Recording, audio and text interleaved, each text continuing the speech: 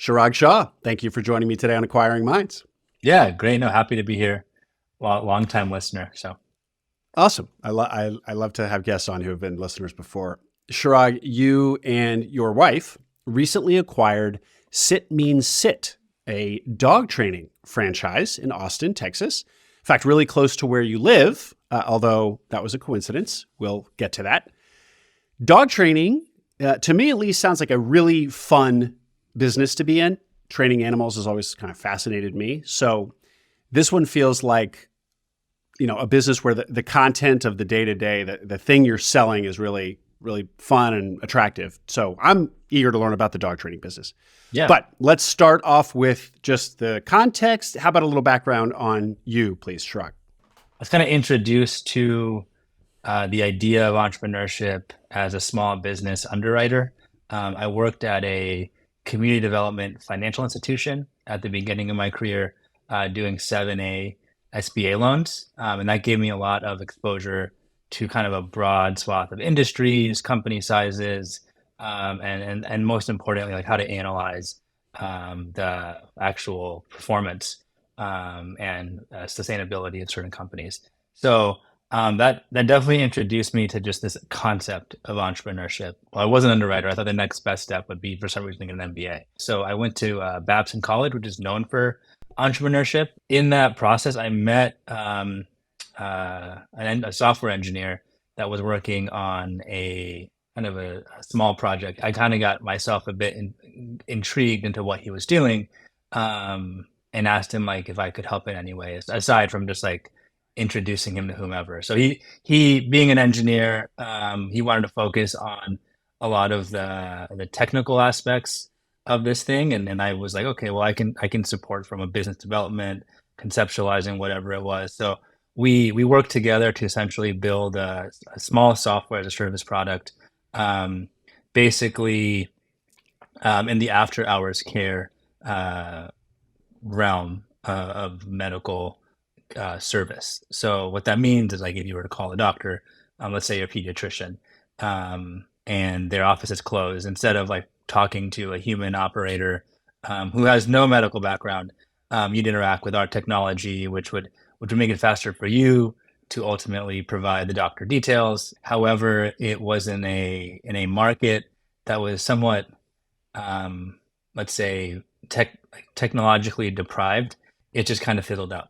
So, Mm. but kind of took that experience, and realized like, hey, I like this building thing, and I like working with software, and I like working with engineers. So I kind of forayed into product management. I did that for 4 or 5 years. I liked that a lot. I think I excelled at it. Like at every place I worked at, like I was either promoted or whatever the case. But the one thing that I realized was that I got pretty disengaged at every role relatively, I wouldn't say quickly, but after like a year and a half. So kind of taking that experience and then taking the SaaS experience, um, I was like, okay, what can I do next? This year was a really big, kind of monumental year in the sense that my wife and I became pregnant, and so at that stage, I was like, I can keep working kind of towards this product management career. I'll get frustrated, I'll get disengaged, or I can kind of re-enter entrepreneurship. And considering my previous experience, I wasn't too keen on starting a new company. I knew that it would take a long time. It was a lot of sacrifice, and considering I'm having a family soon, I didn't want to do that. So I kind of thought about acquisition entrepreneurship. I was introduced to, Had you known about acquisition entrepreneurship before? I guess yeah, as a 7A underwriter, you must have seen it a lot. yeah. I saw it a bit. I didn't realize what like those businesses were actually doing. I know for a fact I read the book Buy Then Build, which probably like everybody reads. And I know there's a few other books. But you'd read it before, right? Before this year when you started getting serious about it. Yeah, So yeah. go ahead. Yeah, I read it in passing. I would just read a lot of business books, right? Just like as Yeah. someone who likes to read, and I think Buy Then Build was kind of one of those books where it's like I'm just reading for fun, just to kind of see like what's out there. But I met somebody actually last year around like in December that was going to he's actually going to Harvard Business School. He was taking a class, but he told me his plan, and his plan was like, I'm gonna buy a house. I'm gonna access the equity from the house, and I'm gonna buy a business. I'm like, wow, that sounds like a genius idea. So after he said that, I was like, okay, I'm gonna revisit this Buy and Build book. I read it again, and I was like, what can I do? Um, what can I do next? And what I learned from my SaaS experience was like being in a like-minded community of people is really important. So I was actually in an accelerator when I kind of built and then launched my SaaS company. So I joined an accelerator, acquisition lab, and that kind of that Hmm. made that Also Walker yeah, Deibel's right, exactly. So program. I kind of went from like an observer to like a committed, serious investor by joining the acquisition lab. To be frank, because when you're with like-minded folks, you realize like okay, they're doing it, they've done it. It becomes a lot more real, and being that it's more realistic, it becomes a lot more achievable. So Yep. I mean, there were like thoughts in the process, like, hey, I can't do this, whatever. Like, and but again, like I would just kind of show back up, kind of interact with the lab, kind of revisit the content, just keep kind of my nose to the groundstone and just keep moving. And it ultimately kind of led me to where we are today. So, um, Mhm. yeah, It's funny, Chirag, that you read the book Buy Then Build, and it didn't immediately grab you. For a lot of my guests, it's kind of an epiphany moment yeah, where like, oh, the light bulb, the epiphany. I mean, they're choose your figure of speech, but they immediately are grabbed by this path. And it's funny that I mean, I'm sure countless people read the book and they just put it back on the shelf and okay, that was interesting. yeah, But for those who actually ultimately do become acquisition entrepreneurs, I mean, those who I interview, like you right now, oftentimes it's love at first sight. And yeah, in your, it's just funny that in your case it wasn't for you, but you took a second pass and maybe just didn't hit you at the right time. But funny that you didn't have that, and yet still ultimately did decide that the path of buying a business was yeah. what you chose. Yeah, I mean, honestly, I think it probably boiled down to it being like the most expeditious route to entrepreneurship, considering like where Hmm. we were financially and where we were familially. Like, there was actually a point during COVID where my wife and I were exploring like another SaaS. Like, her and I were just like, okay, well, we actually were going to build like it was called Furniture Lab. I mean, this is kind of going off a tangent, but my point is that like I think when you have less time, like it creates a lot of clarity, and that's what happened Yeah. with my wife when we were pregnant. I was like, I got to do something. So yeah, So you are in the acquisition lab. It's feeling real. You are in and out and communicating with the community and revisiting the material. You're seeing other people who are on this path as well. And then, so do you go kind of launch into a full-time search at some point where you're no. So like actually, just hammering it or what? yeah. So I mean, I didn't. It was actually it was a part-time search. So I would wake up. I had a full-time job at the time. I would just wake up like abnormally early, like 4:35. I worked from home, so that was nice. I dedicate like 5 a.m. to like 9 a.m. Maybe doing a lot of outreach, interacting with brokers, lenders, kind of responding to emails, reviewing my deal flow. And then throughout the day, I'd obviously be committed to my job. However, like if things did arise, being that I was working from home, I could attend to them. So if it was a broker call or a specific deal I wanted to analyze, I think one thing I'm personally very proud of is just like how I can manage my time, and like Hmm. be able to balance. And I think I do. I'm getting. I've got a lot better this past year at managing boundaries, and so kind of having clear cutoff time and so forth. So I usually work from like 9 to 12 around lunchtime. Like I take a short break, respond to anything else. again from like 1 to 5, do whatever, and then at work, and then from 5 to like 9 and come back at it. So, but it was all part time. And then I think on top of that, on the weekends, what I would do a lot is like I'm a very systematic person. I would just tweak my systems and continuously like try to automate and optimize. I had actually hired a virtual assistant at the same time to kind of help me with deal flow. And so like he could do some like very high level filtering as well. I had set I my goal was ultimately to get full, being that this was like a Texas based and specifically Austin based search. I wanted to get full exposure to just Texas brokers, and so I was on a lot of email lists. I had probably built over like 100 relationships to some degree, varying degrees. So I had him manage a lot of like the more automated, like the more like things I couldn't automate, but like I could like delegate to him to some degree. So, but yeah, it was fully Well, part time. this sounds. I'm intrigued by what you put together and how you iterated on it, and how you're a self-described systematic person. So, can you give us a window into what your system looked like, including your virtual assistant there at Yeah, the yeah. end? So Like, so anybody who's kind of lost with that, help them out. yeah, so and anybody in the acquisition lab could probably like speak to this. I mean, speak to me being systematic because I shared all of this with the lab, and I think that like some folks like still might use it. But I built my system in Hmm. Notion, and so I mean, I'm sure a lot of your listeners are familiar with Notion. If they're not, like it's a basically a it's a lot of things. It's very flexible in the sense that like you could make it a productivity tool. You can use it for like document management. You can use it for a lot of things. I basically built like a deal review kind of hub, let's say, right? So my process was really it's not complicated. I signed up for all of these like email blasts. I built all of these relationships with brokers, and so as part of that, I would just get deals on a daily basis.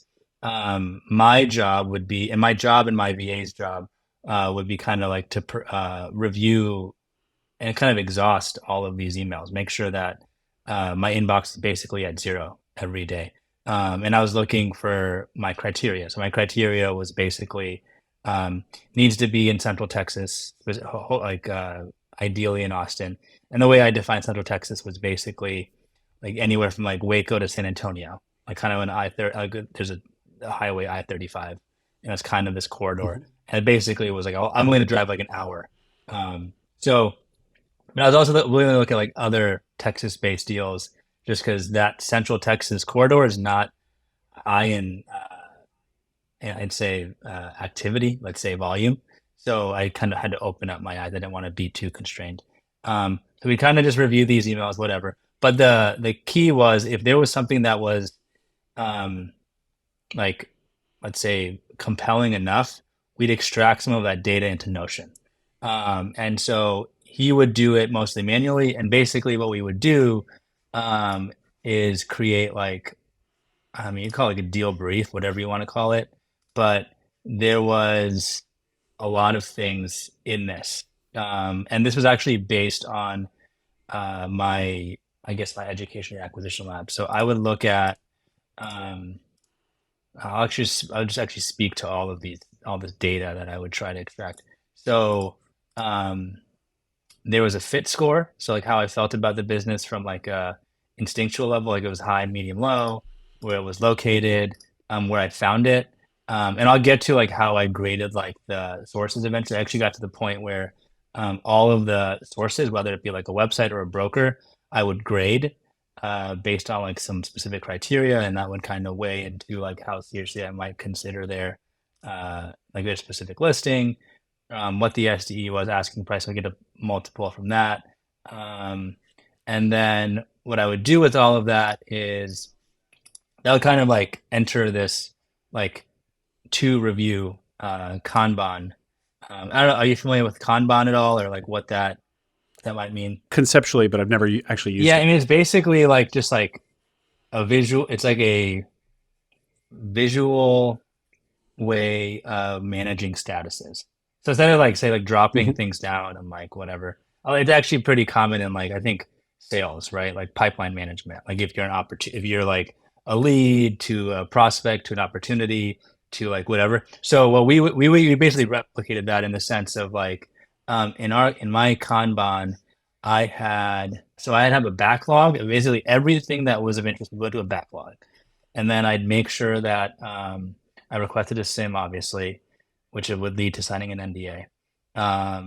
Once I had everything, it'd go into review, it'd go into analysis, and then at that point, that's kind of like the crossover, right? Where I'd submit an LOI, or I would no longer be interested. And there's also other columns for sold and due diligence. So basically, what I could see at any moment in time is like how many deals was I looking at, and this also like leads to again what the acquisition lab might suggest. I mean, this is like an advertisement for the acquisition lab.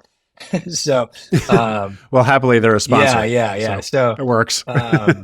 one thing that they suggest, and I kind of augmented it for myself, was like KPIs, right? Like how many deals are you looking at per day? Which ones which ones actually fit your criteria? So I just had targets, right? So I'd be like, okay, well, if I want to close by this day, I want to review X number of deals, and I want a certain number of these deals to be in certain stages. So, and that would kind of like elevate or kind of decrease my activity, let's say, like for the weekend or for like the day, right? Like I could sense like, okay, I need to put more energy into this, or I need to change my strategy. And that's where on the weekend I'd kind of tweak things, because I'm like, okay, well, like I'm not going to hit this target if I keep acting like. So kind of every week was kind of like a mini experiment, like a small experiment. So. And just to emphasize this point, so people who understand, this is kind of the old cliche, like it's a numbers game. And if you imagine like crossing the finish line with a business that you've acquired, that there's a funnel, and you need to be filling this funnel all the time, right. And at the top of the funnel are X number of opportunities, 100 opportunities that are going to be whittled down as you look more and more closely at them, and then ultimately there's just going to be one that makes it all the way to the bottom of your funnel. Yeah. And salespeople, for salespeople and marketing people, this is very natural. They think in these terms, right. But it's really useful because it's like it forces you to think backwards. So it's like, okay, I want to buy a business. Well, that means I need to have 3 LOIs and 10 conversations going, and 30 interesting businesses, and 100 listings that I'm at, that are a maybe, and 500 actually listings hitting my inbox every month or something. Yep. And so you say to yourself, like, okay, if I don't have those 500 coming in every month, then I know in 30 days I'm going to be really thin. Right. And so it's just filling the pipeline and being numerical about it, and understanding like kind of the steepness of your funnel, and how much drop off there is at every stage. Yeah. It's really, it can be quite, like you said, but it's a system, and it can be actually kind of a puzzle and fun. And it certainly can also give you comfort. Like as long as I'm filling the funnel at this rate every month, I know that I'm doing what I should to, like, at the end of the month, have some real opportunities I'm looking at. Because salespeople, again, will learn this the hard way, young, immature salespeople and acquisition entrepreneurs, like, you can turn around and think you were working on 3 awesome opportunities and you're going to buy one of them. All 3 fall through. You look up and you got nothing. Right. You got to start over from scratch, refill your entire pipeline. You got to like do so many things in parallel and concurrently that like you just, it's not linear. You just can't treat it as a linear process. And if you treat it as a linear process, you'll be stuck. You'll get stuck a lot more often than you could if you just treated everything in parallel. Totally. So, and the classic hazard is to be really far down the path on one business, and absolutely. Get your heart more and more set on it, get more and more invested on it emotionally, imagine yourself in that business, and then just leave the rest of your pipeline, the rest of your deal sourcing to the wayside.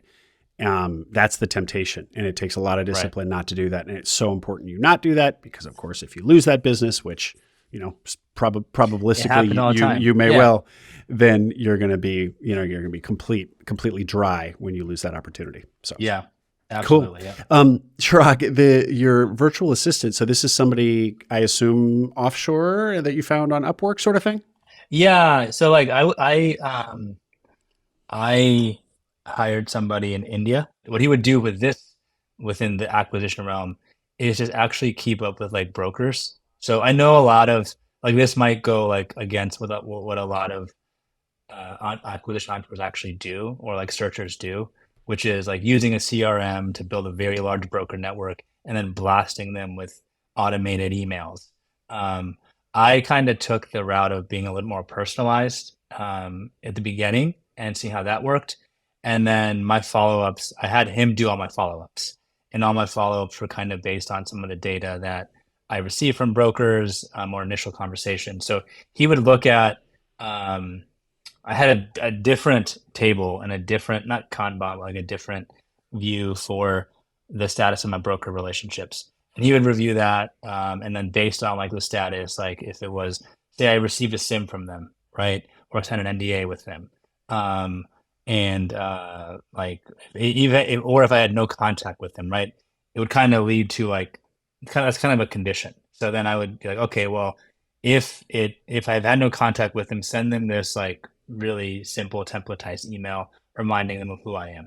But if I've received a SIM, then I have had some like warm connection with them. So use this templatized email. So he's basically doing some form of automation, but it's like selective automation. And I know like I'm sure I could use some CRM to do some conditional stuff, but it was an easy way to work with him and to get that done. And then like he might report back to me on if they responded, and like what other like listings that broker might have.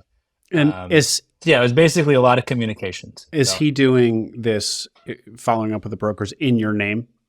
yeah, yeah, yeah, Hmm. yeah, Okay. yeah, Okay. yeah. In my name, yeah, um, So it's keeping those, yeah. those broker relationships warm. You had You a got kind yeah, of whole yeah, set of conditionals. yeah, And by warm, it basically means emailing them in some shape, or form yeah. in your name. Right, right. Okay. Well, we're just in your search now. All right. So now tell us about finding the business that you acquired. So how did you find it? Yeah. So I mean, this goes back to like that Kanban view, honestly. So my wife and I were going to go on. We were going to go on vacation to Greece. Well, we were actually the next day planning on going, and at that point, I'm going to put my search on hold, obviously, because I'm going to be on vacation. So I went back to my view, and I was like, okay, there's some deals here that are like in review, right? Or like, let's say, I think it was I submitted an NDA, and I got no SIM. So like, okay, I sent in the information. Why haven't I received anything? So this specific deal, um, or this specific listing, I guess I got like an early notification, like a pre-public notification from a broker, and I responded to him. I had actually never spoken to him before. It was actually just like a blind sign up on a website, um, and I reached out to him, um, and like basically he didn't respond to me. He had a virtual assistant who responded to me, and that assistant was like, "Hey, this listing or this business isn't on the market yet, but we you can send an NDA with us, and when it is available, we will send you the SIM." We just wanted to get, I guess, like an early flavor of demand. But anyways, um, I submitted an NDA. It was like a week. I didn't hear anything, and I was like, just again, I was about to go on vacation, so I was like, okay, there's a few deals here that I've submitted NDAs for, no Sims. I'm just gonna reach out again. So I reached out again, and I reached out like on like a Monday night, um, and then on a Tuesday morning, they responded to me like, "Hey, the sim is ready. You can access it here." I was like, "Okay, why didn't?" I was kind of disappointed because they didn't tell me, and I expected them to, but that's the reason you follow up. Exactly. And and so um, it was really this is like where it gets really kind of like I don't know serendipitous in a way Hmm. because I opened the listing and it was actually a dog training company that my wife and I had considered literally using for our most recently adopted dog. We fostered a dog that we really loved, and we wanted to get him trained. And like it was funny because when we were like reviewing this website, we were like, oh wow, like how great would it be to like be these owners look so happy Mhm. on the website. And so and just like a really fun company. And we were going to inquire after our vacation. And so when I got this listing, I opened it. It was this company. It was unbelievable. Wait, you were going to inquire about the business? You No, we were going to inquire about training. About training. Oh, yeah. Sorry, right. Yeah, As customers, yeah. Yeah, as customers. But Yeah, you had already looked around the website, submitted a form yeah, or whatever, and yeah, and said to yourselves, "Huh, wouldn't it be interesting to own this business? These owners look yeah, like they're having a good time. What a yeah, coincidence! I love it." yeah. And I don't know if other like searchers go through those like not mind games, but like those like those simulations to themselves. Like, hey, like, and they go something like, oh, this is a cool business. It'd be cool to own this business Oh, I'm because sure. like Yeah, you can like just sense like, oh, like there's a lot of activity here. Like if you have any financial sense, like, okay, this is probably pretty profitable. yeah, Um, and knowing I knew their price points. Somebody was like, yeah, this is a pretty profitable business. Like they're doing well, and they had a lot of scale in Austin. So like, okay, well, they're probably one of the, if not the best one here. So yeah, so again, like serendipitous, like good, amazing coincidence that it was this business, and yeah, so actually that Are you a superstitious person? Because no, if you no, were, not you'd at be all, like, "This not is a sign." Yeah, no, you're systematic. You're not yeah, superstitious. not But come at on, all. but Yeah, I mean, how does one deny the feeling of like, "Well, this is a sign"? yeah. So that was we were going on vacation on Wednesday. That day, I was like very aggressive um, about getting a seller interview. Like, I need a seller interview like now, like today. Um, but I couldn't get one until that Friday, and we were actually already on vacation. So I took the seller. We were in Greece. I took the seller interview, but it went well. So, um, and what was even, I guess, more of a coincidence is that the seller um, was a product manager. He used to be a product manager. So he as a franchise, he started like this specific location 12 years ago after becoming disengaged as a product manager.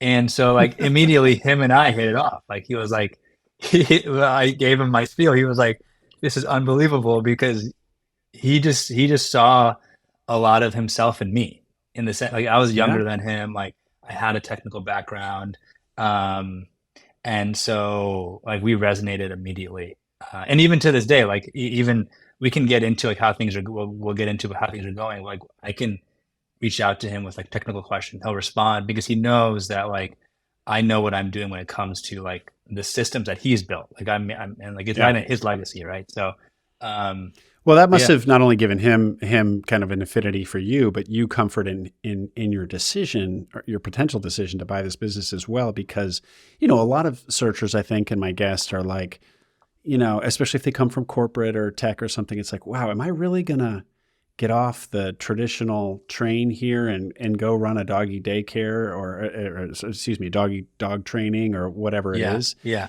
And there's that nagging doubt because it is kind of unusual. And in fact, how I found you is on LinkedIn. You had made the announcement of this acquisition, and I think that was kind of like your opening It line was was, something like, yeah, I've it's been doing something weird. traditional, and now I'm not. Yeah, yeah, So to see this guy who you might buy a business from, who similarly like was on a tradition, I guess was a product manager on some sort of traditional path, and then got off that train and on this one, and presumably has felt that it was valuable. Must yeah, have been must have reinforced your own decision to pursue this path. yeah, yeah. I mean, and what's great is that like, and we'll get into the franchise network too, is what's even more validating is a lot of the folks who own different locations are coming from like white collar professions. Like actually like one of the like a few of the close folks that I network with in the franchise network, they used to be like sales executives or attorneys or like they'd work in tech, for example. So like they understand that like not only this is like a fun business, it's a lucrative Hmm. business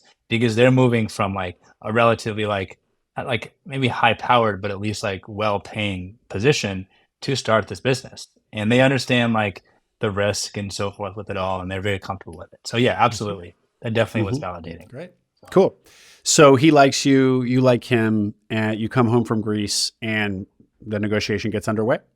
Give give Yeah. us some parameters of the business. How much was it doing? What does SDE look like? Like what does a dog training Yeah. business franchise look like? And by the way, so is this a single unit or is it a territory? How are the franchisees sold? So it's a territory. Yeah. And I'll take a step back. But there is a physical location. Yeah, there's two physical locations.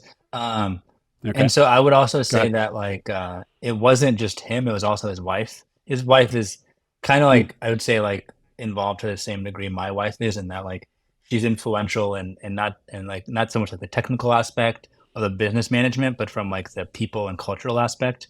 And so I think I resonated well with both of them, and also considering like they told me very frankly like they wanted someone who like dogs, like love dogs, because that's a big part of being a really good owner here is like having a lot of empathy not only for the human but also the yeah. pet, Yeah. right? Sure. Um, so it really actually had my wife. I think she was in on the seller interview, just like not so vocal, but I think she was on it. So it was kind of like not just me and him, but it was like the two of us, and so I think that kind of helped a little bit as well. Um, so yeah, so going back to like your question about how like what a dog training company does in terms of financial performance. So 2021 was a banner year for this company because of COVID puppies. So they did around 2 million in revenue, like around like literally like 1.95 or something, and their SDE was around 600K. That was pretty good. Like I mean, like for considering where they were, and they had taken a significant step back in their business in 21 as well. They hired a general manager, and so they were kind of like I wouldn't say they weren't passively owning it. They were still like semi-active in it, but they themselves were starting to think about retirement and the next step. So they're like, okay, what can we do to really systematize this and pass this on relatively seamlessly? So that was the Also cool that so that 600K SDE is post general manager. So you don't have to yeah, allocate some of your SDE yeah, to a general manager. yeah, That's great. right, yeah, yeah. This is a nicely profitable business. It's a great I mean from like so many perspectives it's a great business. 'Cause, yeah, the manager and like again like this I really respect this seller because like he was so um like again like strategic in the hiring as well. He has all of his employees do I think it's the culture index test or survey. Yeah. Yeah. And like and keep in mind these are dog trainers, right? They're not like you're not hiring like a sales professional or like a white collar employee. He's really looking for fit. And so I really appreciated that because we'll get into like the employees like any level of attrition, which there's been none. Um, and these employees like are just awesome fits for this specific like not like this specific company, but like they're really good fits for this culture. So, and this manager is a great fit. He's awesome. Um, and so, and like he's the opposite of me. Like I'm like kind of like um, a pretty, let's say, like I don't know, like a growth oriented, an innovative person. He is very tactical, and I mean I can be tactical, but he's like very tactical. So we make a really good team. But yeah, considering everything that like came with the business, the SDE is was awesome. I was really surprised by, but actually like the 2021 was a good year. 20 and 19 are probably I wouldn't say better representations, but they probably balance it out. So they did around like 1.7, 1.8 those 2 years, and their SD then was around 500K. So like you could say the average is around 525, 550, rather than Hmm. like 600 over like the past. Um, just considering because last year was just uh, it was a great Well, year. So it was an up year, Shrug, but it wasn't like, you hear about these some COVID businesses that like double. yeah, yeah, yeah, Like yeah, yeah, that's yeah, what, 200 like over, so 10, 15, 15%. Yeah. 10, 15%. nothing Yeah. crazy. Yeah, yeah, and so like I think what came with that too, which might not be in all of the numbers, is like the the migration, kind of, and like this is kind of what I'm not. I would say to some degree I'm betting on this. is being in Austin, there's been like a migration of affluent, like more, I could say like a more affluent population migrating Austin. So with that, they typically can afford these types of services. But that's like another topic to some degree. But yeah, I mean, I don't think it's going to go back to like 2020. I think it'll stick around like where 21 was. Um, so yeah, it's pretty good. Let's round out the deal, the transaction, and then let's talk about both the franchise nature of this and more about the business of dog training. So round us out on the transaction. Was the negotiation pretty straightforward? His documentation was great. Like there was nothing like no gotchas or I mean, I guess I'm still unearthing any gotchas at this point, but there hasn't been any surprises, let's say. Um, but yeah, it was clean. Like we had a obviously like a data center, and he was extremely responsive and so forth, and kind of providing all the information. So that Was it competitive? it was like I asked him like towards the end, like after we were past due diligence, like were there other buyers, and there were, but they weren't. They were more so like I'd say like strategic buyers, Hmm. or buyers that he did not resonate with. That just wanted to buy a Mhm. business for the sake of buying, which is fine. I mean, I think like it just depends on the seller and like what they want in a buy. And I think that's actually one thing that should be emphasized in a lot of cases is like there has to be a really good buyer seller fit. And in this case, like it was great. And actually, like we didn't talk about like I think we might have talked about this in our first conversation. But um, I had a previous LOI that was um, uh, accepted, but that seller and I had a terrible fit. And so, um, in any case, yeah. So, yeah, it went well. Negotiations were straightforward. I did.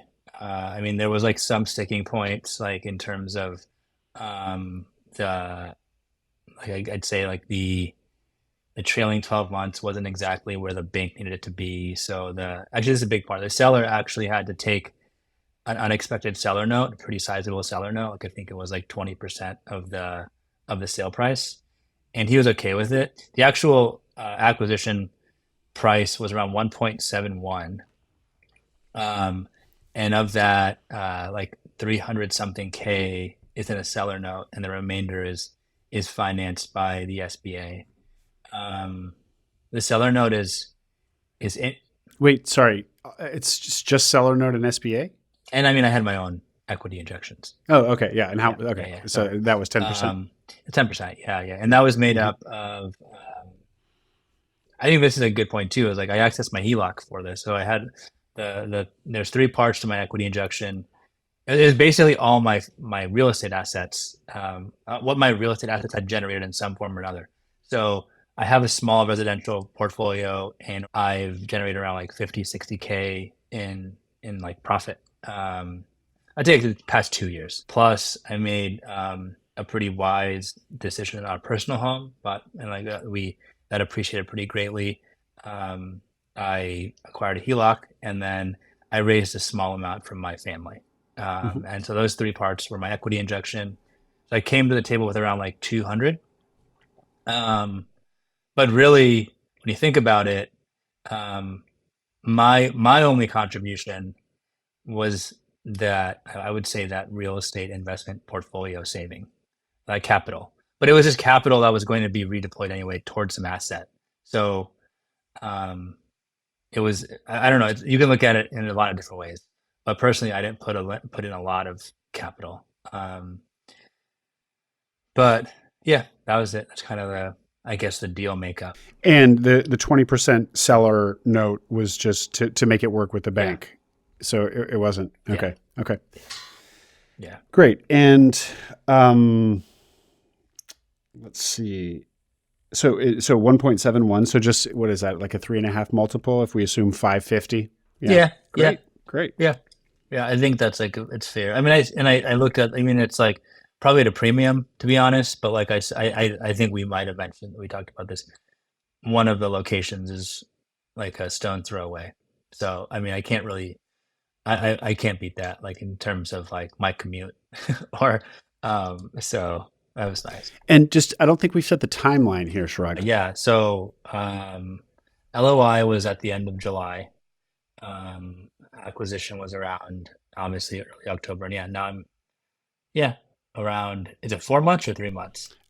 No, it's three. And by the way, the pregnancy came to pass, and your son was born on Yeah. November 19th. So lots of changes in the Shaw household. Very exciting. Yeah. Okay, Shrag, I want to talk about the fact that it was a franchise. So these are themes that I'm hitting a lot now. I'm talking to a lot more people, and Franchise at owners. the intersection Yeah. of franchise and ETA. Um, one thing. So we all know that franchising feels a little bit more restrictive. Some people don't like that, and I will highlight the fact that you said of yourself that you kind of have an independent streak. That was kind of part of the reason that you would kind of Yeah. exhaust yourself after 18 months in your PM roles, and just feel a little, um, you know, you chafe at the oversight and the lack of creativity. And so square that circle for me, because franchising has that reputation. Yeah. Yeah. As part of my strategy to kind of exhaust the state of Texas, right, in terms of like coverage, I started to, as part of it, consider franchise resales. So I interviewed a lot of franchises in the sense of like what their system was, what they offered, um, what they expected from me. And so as part of that, I basically learned a lot about franchises and their different models. Um, so there's obviously like a model that's very prescriptive, right? Like they're like, hey, like this is our technology, this is our service model, this is our pricing, this is our marketing. Your only job is to deploy it and oversee like a specific territory or geography. Um, with that said, Sit Means Sit is a franchise in the sense that the delivery model is somewhat prescribed, and by that I mean the dog training method is prescribed. Like we actually do use an e-collar to train our dogs. However, when it comes to the business practices, there's very little prescription. So what that means is you can package the training in any way you want. You can price it in any way you want. You can market it relatively flexibly. Like you do have, there are some boundaries, but the boundaries are natural considering the type of training that we offer.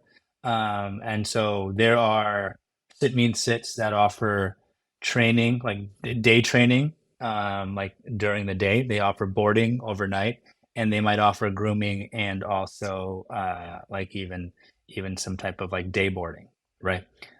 We don't offer all of that, but it all just depends on your market. So when it comes to like the business practice of profitability, like it ultimately is dependent on you. And that even goes so far as to the systems as well. So um, all like there's a few camps of technology stacks within the franchise. Um, we specifically use Salesforce. Like the previous owner built a very uh, let's say very robust Salesforce instance, and it's proprietary to dog training for our franchises. So we use it, and then we actually resell those licenses to other franchises in the system as well. So it's it's really open from that perspective, from like a systems and business management perspective. And I think that one thing that I did not mention is the fee structure. So um, I would say the more prescriptive that you are, the higher the royalty fee and other types of fees.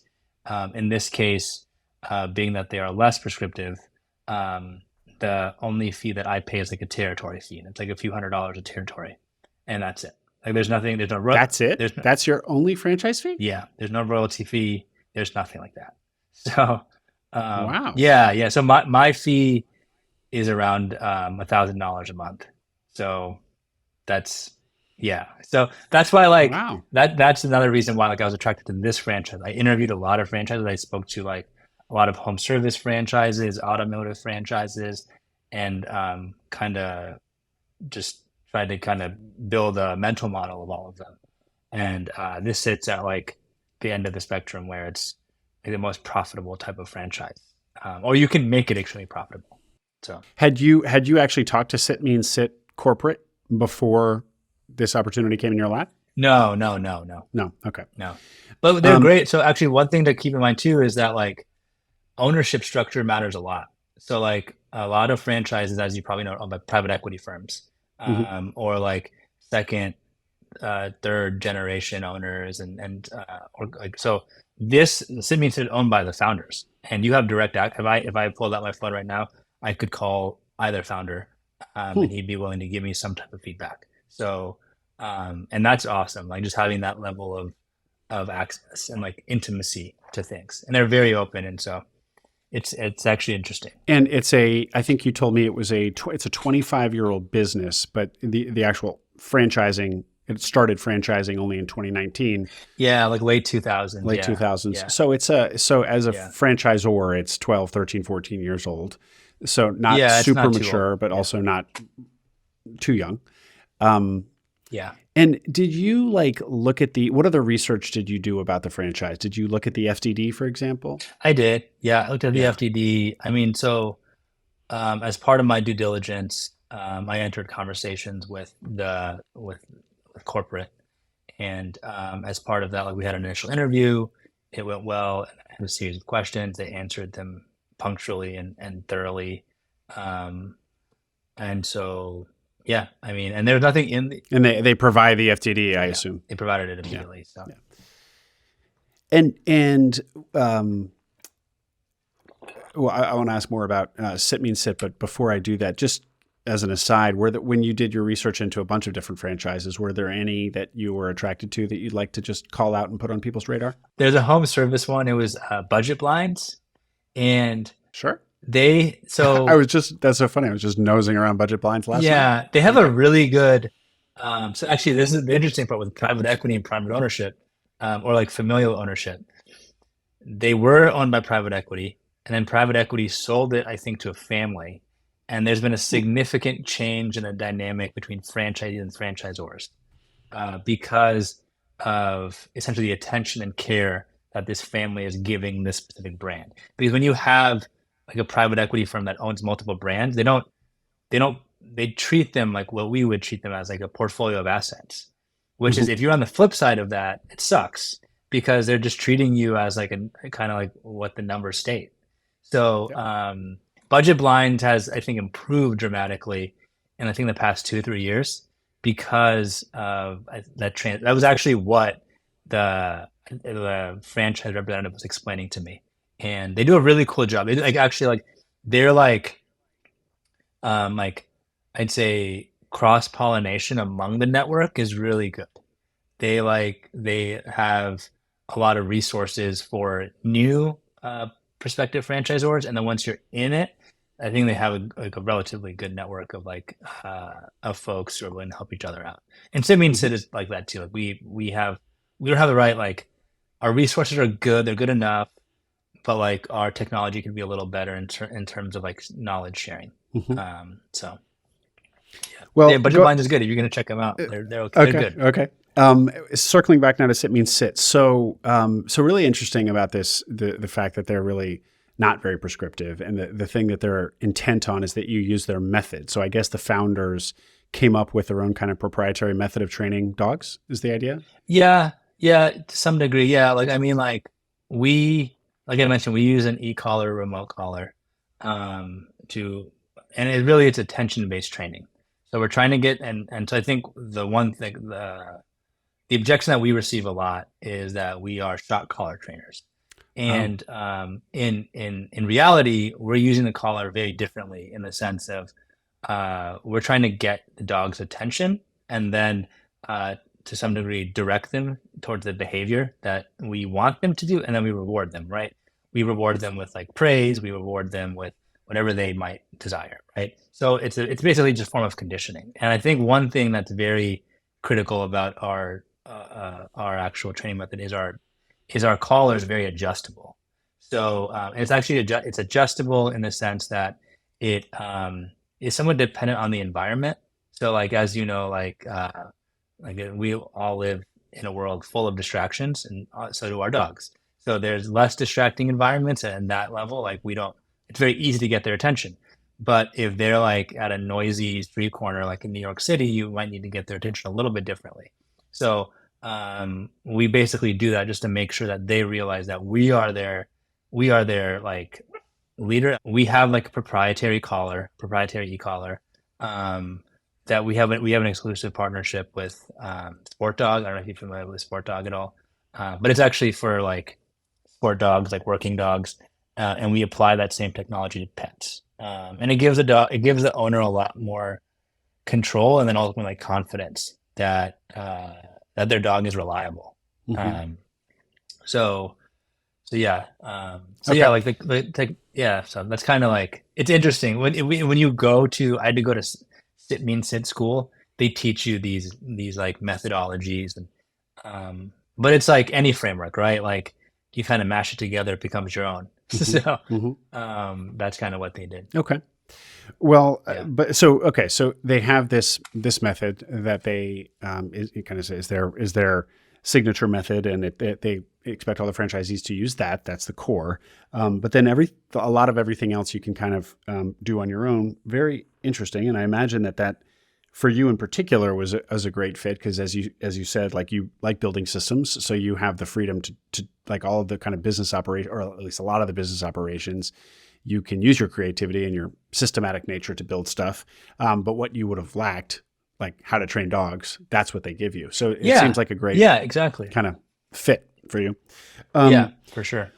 one of the things that is a theme and at the intersection of ETA and franchising again is like rolling up franchises. So there are a lot of kind of legacy or mature franchises where the original or previous generation of franchisees are now retiring, boomers like independent businesses. And so while an independent like a single location of a franchise might not generate very much SDE, maybe just 100,000 SDE. If the playbook is to aggregate them and quickly say, take a like a fragmented franchise network, but you kind of look at your geographic market and you see that there's 20 different whatever it is, and there's 20 different owners or 15 different owners. There's a path there to buy the first one, too small a business in its own right, but for that toehold, for that entree into this into this network, and then from there, hope and expect to then rapidly acquire a bunch more in your market, and then emerge with 7, 10, 15 franchise locations, and then you have quite a sizable business. And each of those acquisitions is actually quite seamless in a franchise network Yeah, because the integration is really easy, depending on the franchise, of course. But in many cases, it is certainly more than than buying 15 independent businesses and integrating all those yeah. together. So, from that perspective, did you think about that, and what did sit mean sit look like from that perspective? Yeah, I definitely thought about that. This seller actually started to do that Oh, a little bit prematurely, but he was started there and then realized that Austin was just a cash cow and the other location was distracting him. So hmm, he owned San Antonio and he owned Austin. I think he actually scaled up even to Seattle. And so I don't think he had the right systems at the time. So it's probably a little bit more challenging to replicate the success. But yeah, definitely. Like, I mean, like there are being that Sit Means Sit is a younger and growing franchise. Like there's still a lot of geographic opportunity. I mean, even in Austin, for example, like I own two territories. However, like there's territories around Austin that are growing and that are unowned, and that I could gradually enter as well. Um, so yeah, definitely. I mean, that's something that um, we've definitely considered. I think the thing that like we mentioned earlier was that like one location might generate like say like 250 or 300 in SDE, which is nice.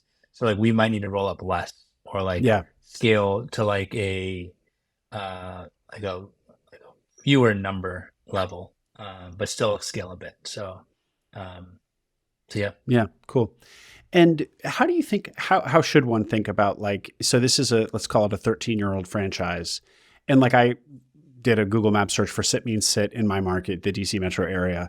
And there's just like one like north of Baltimore. So in the DC metro Yeah. area, like that's far and pretty remote. And so point being Yeah. like it clearly hasn't really penetrated. I mean, it barely exists here. Um, Right. so it's not like a franchise that just is like in every market. Is that something to be like concerned about, or is it just like dog training? You know, there isn't there's not going to be the demand for dog training that there is for gyms or the next quick service restaurant. It's just like a smaller market, so therefore there's not going to be Yeah. as many of them. Or how do you think about that and interpret that? Yeah, I do. I actually agree with your latter perspective or opinion in that like Austin is a metropolitan area. However, we do have a lot, like it's not as densely populated as certain areas. And so because of that, like people are more prone to having dogs and larger dogs and taking those dogs out for like off leash activities. And so there likely will be a higher demand for dog training, or just like a different Hmm. type of dog training. Whereas like a metropolitan area, like you might still have dogs, but they're maybe in a more controlled environment. There might not Hmm. be as many opportunities to like take them hiking, let's say, or Hmm. like take them to like so many other like uh, interactive like activities. Like, I mean, they probably have dog parks and so forth. But I think that's probably one way of looking at it. It's an interesting point. I do think you need more space ultimately. I mean, that's one thing too, is that our facilities require space. So Ah. yeah, so our facilities are like 4 to 5, can even be anywhere from like 4,000 square feet to like 8,000 to whatever, however large we want them to be. I mean, there's definitely limits and like reasonable limit. I believe Sit Means Sit also started off as like almost a mobile dog training company, right? They'd come to you, they'd train your home, and so forth, and there would be no facility. However, I think that the folks who have facilities are much more profitable because they don't need to travel. They can scale up in a central location a lot faster. So there's probably more of a movement. That's a really good question. That's like why um, why is dog training more available or I don't know, like more successful in other markets than others. Um, but at least that'd be my Well, opinion. and actually, Shrug, to be clear, Dog there training is companies. dog training Yeah, businesses, yeah. just not. Sit means And I sit. guess I guess one of the other, yeah, just not Sit Means Sit. I guess one of the other franchises or corporate efforts at dog training is Woofs. There's a Woofs I've seen. Do you know this brand? I've never heard of wolves. Okay, okay. So I think it's maybe a maybe franchise. maybe it's still a very. I think maybe dog training franchising might be still pretty fragmented then, Hmm. and that Hmm. could also be another case. Is that like there's no like we claim we're the largest. We are. I mean, I think nationally we do have the most locations, which is great. Like it's a great selling point. Um, However, like it's still not like so sizable that like we own the market. Like we might be like 1% of the whole, Yeah. and Wolves might be another percent, right? Yeah. Well, Shirag, I want to wrap us up here, but to do that, let's just hear a little bit more about kind of dog training business, just broadly, not necessarily the franchise aspect of it. How much does it cost to have your dog trained? Like, what is the LTV of a customer in dog training land? Yeah. So our programs range anywhere from 800 to 3,000, and that ultimately depends on your dog's behavior. So it honestly varies, just because like every dog varies. Like it's a human, right? So they come with their own temperament, their own background, etc. And so and the kind of average contribute, I kind of base it on contribution margin, um, is around 70%. So, which I think is really healthy. So let's say like if it's around like a $3,000 um, I don't know, package, we'll keep around 70% of that, which I think is 2,100, and that's after labor.